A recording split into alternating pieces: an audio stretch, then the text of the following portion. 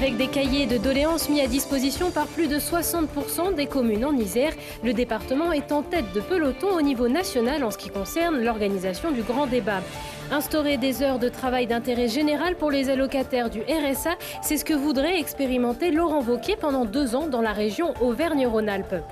Présentation de la 2e Biennale des villes en transition. Cette année, la ville de Grenoble propose près d'une centaine d'événements aux côtés de nombreux acteurs locaux. Bonsoir à tous et bienvenue dans ce JT du lundi 25 février 2019.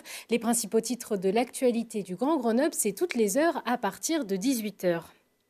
Il semblerait que l'Isère soit première de la classe au niveau national en ce qui concerne le grand débat. En tout, 185 réunions publiques ont été organisées sur le territoire. 375 cahiers citoyens ont été mis à disposition par plus de 60% des communes de notre département.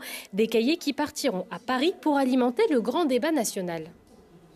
Aujourd'hui, nous allons les envoyer par le biais de la poste au niveau national, à la Bibliothèque nationale de France, où ils seront numérisés.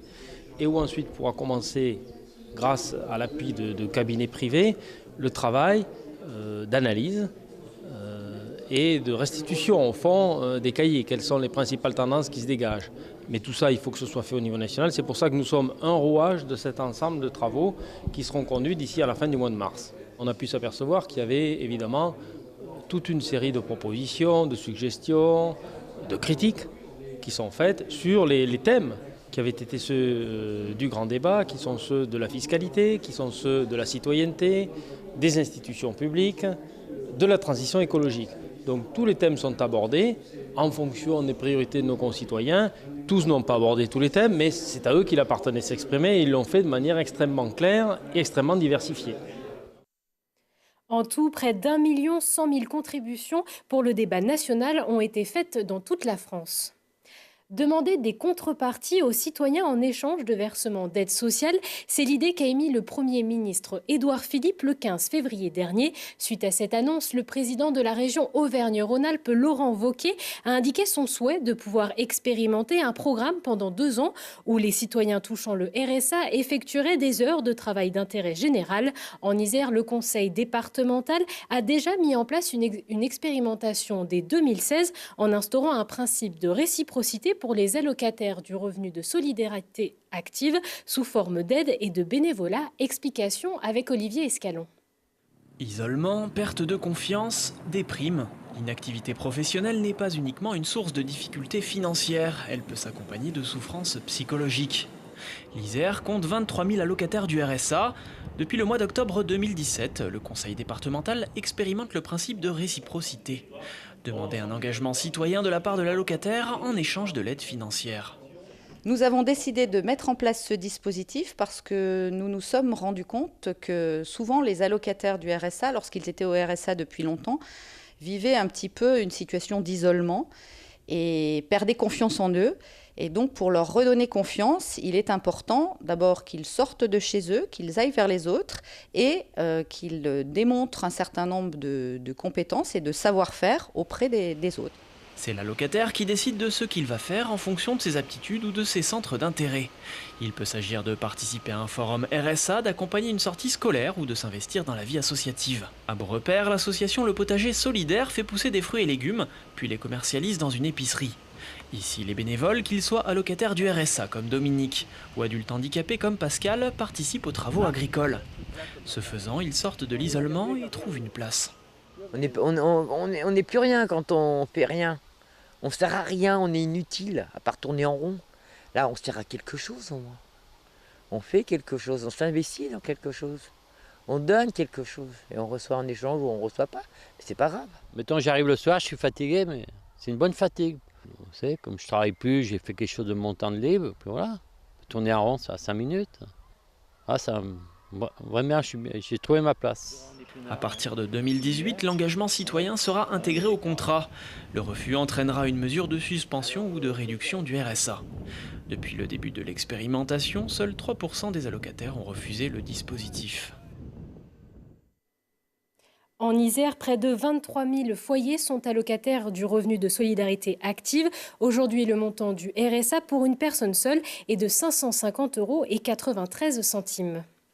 Ils étaient plus de 200 selon la police, plus du double selon les organisateurs. Les Gilets jaunes ont manifesté dans les rues de Grenoble pour l'acte 15 du mouvement. En début de journée, le porte-parole des Gilets jaunes, Julien Terrier, ainsi que Jérôme Bouzendorfer, autre membre actif du mouvement, a été placé en garde à vue. La veille, ils avaient appelé à mener à une opération péage gratuit au péage de Vorep, en plein chassé-croisé des vacances. Une garde à vue levée en fin de journée, mais au cours de la manifestation, 2 autres Gilets jaunes ont eux aussi été interpellés. Le premier pour possession de 2 couteaux et le second, un adolescent de 17 ans qui aurait jeté sur les forces de l'ordre une bouteille remplie de liquide corrosif.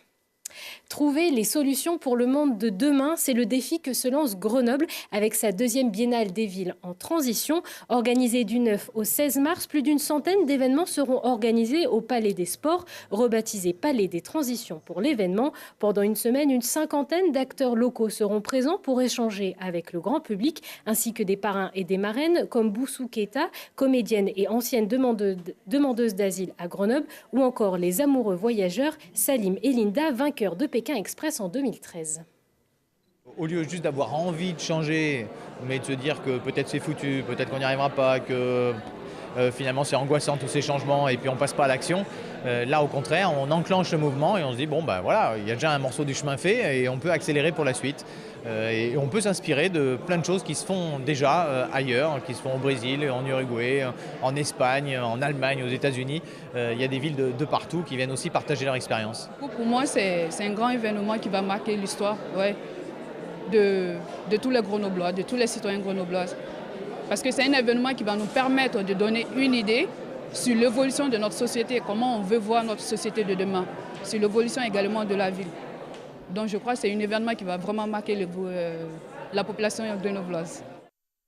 Et cette biennale des villes en transition commencera par un escape game géant dans toute la ville le 9 mars prochain. Rendez-vous dès 11h, place Félix Poula.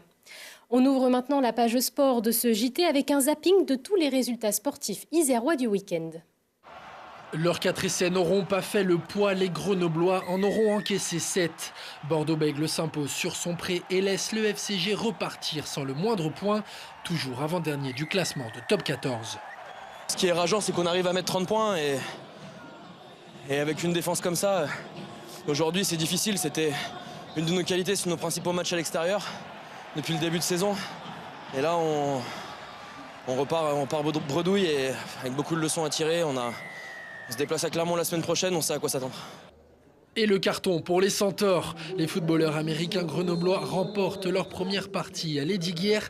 Victoire sans appel 47-0 qui écrase le rival Aix-en-Provence devant plus d'1 millier de spectateurs.